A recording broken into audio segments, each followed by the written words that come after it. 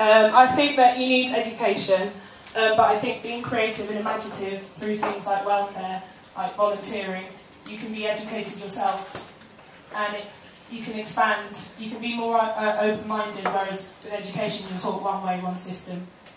But that's what I think. It's true.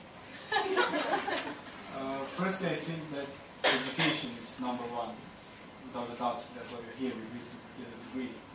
I do not believe that welfare should be put alongside of education as having to choose. I think welfare should complement education. One of the things that I like about being an international student is that you can come here, you can get funding to do your studies. The government, the welfare system helps you with a degree, helps you evolve as a person. What can I say more? Education is number one. Welfare is needed to help people when they have problems. I think they're both as important as each other.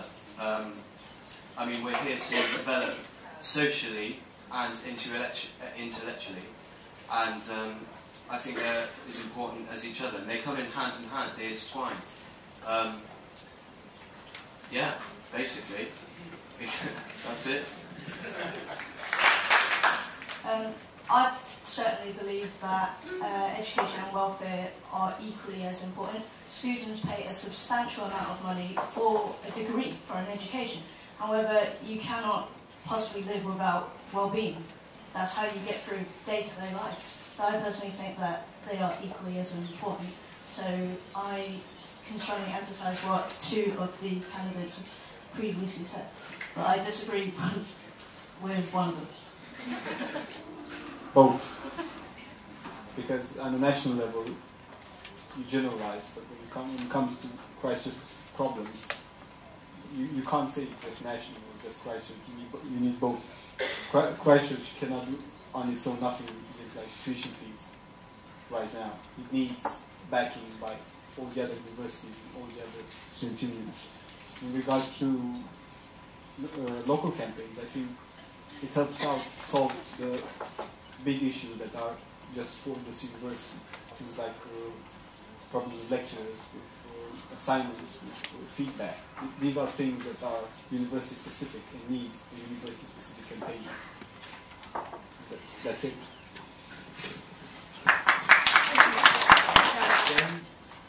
The same, they're both important. We can't get caught in the goldfish bowl in Christchurch and expect that everything else will change around us, but we'll stay the same. Then again, we can do a lot here, just here, and be at the cutting edge and the forefront of new policies and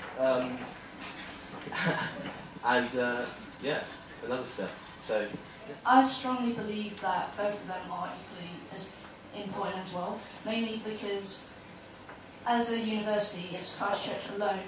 Of course, we're all striving to be, a higher up university. We're striving to improve, and we, as an individual university, can influence other universities, and also on a national level, you feed off each other. So I think it's both important for universities across the UK to improve and be the best. I agree with everyone to some extent, but I think that we have to take baby steps in everything that we do. And I think that because our uni is so diverse, we've got half of us are part-time students, and we've got a lot of people that are mature students, whereas those of other unis don't have the exact same things. We're our own entity compared to other unis and unions, and I just think that we need to concentrate on ourselves first, see what we can do here.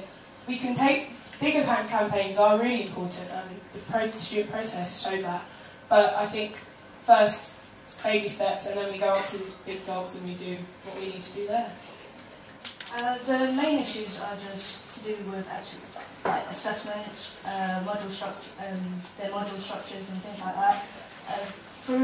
Through being a student representative, I have actually liaised with staff members to actually resolve these problems. Another thing, as international officer, I've also created a campaign, co-created the Getting Global campaign to help international students actually hold events and share their cultures. And so it's actually introducing integration into the student body. Well, my first thing was that one of the things I hoped to do as a campaign was the deadline thing, but also people have approached me about making their essays anonymous, just so that it's fair across the board. I think they introduced it last year at Kent, and so people would feel less worried that if they thought a lecturer hated them, that they'd judge them unfairly on their work. And so it wouldn't mean they'd have to go into tutorials and complaints and things like that. So if assignments were anonymous, I think that would help a lot of people. Yes, no, I understand. The question is, where do I start? There are lots and lots of things that people approach me, things that go well beyond just coursework and problems with lecturers. I have students who are dyslexic or have a form of autism who have receive almost no support or very, very late support.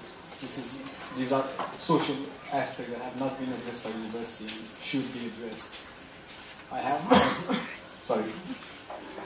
have friends who have problems with the initial part of university life and cannot adjust. And people should be made have more policies and more campaigns helping to integrate students. Regarding the education side, I agree with what they say about anonymous marking. It should be a priority. I think more importantly, if a lecturer hates a student, I think he should get another job. A lot of things that have been made clear to me is that housing problems, expensive housing, people not finding houses, these are all problems. Hopefully I'll address them by making a forum, which was one of my policies. Also, lecturers handing work back to students. Apparently they're not handing back your assignments on time. So another one of my policies was that lecturers should have clear deadlines for handing back your assignments. And possibly, it's a bit cheeky, but possibly you can get extensions if they don't hand it back to you within that time limit. Might not get away with that one, but we'll have a go. Also, I think students should be able to select their own tutors as well, because my tutor, I'm not going to say I don't really get along with him, but I don't really know him. And I get along with some of my lecturers really well, so I would like the option to choose my own... Well, I've always thought that local charities would be the one for me. I've found Kent Kids.